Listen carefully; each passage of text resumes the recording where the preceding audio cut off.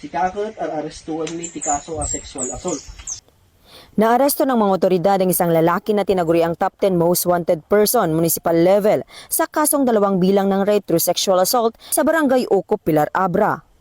Kinilala ang naarestong sospek na 45 anyos, magsasaka, may kinakasama at residente ng nasabing barangay.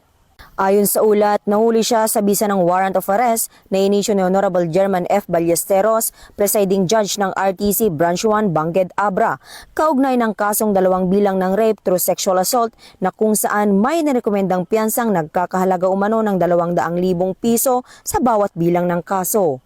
Ang nasabing operasyon ay sinagawa sa pinagsanib pwersa ng mga operatiba na pinangunahan ng Pilar Municipal Police Station, katuwang Provincial Intelligence Unit Abra PPO, Regional Intelligence Unit 14 at 2nd Abra Provincial Mobile Force Company.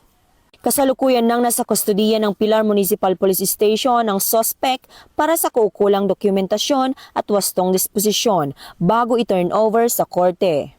Ang matagumpay na operasyon ng PNP ay patuloy sa kanilang dedikasyon na sugpuin ang krimen at tiyakin ang pananagutan ng mga lumalabag sa batas, lalo na sa mga kasong may kinalaman sa pang-aabuso at karahasan para sa mas mapayapa at ligtas na komunidad.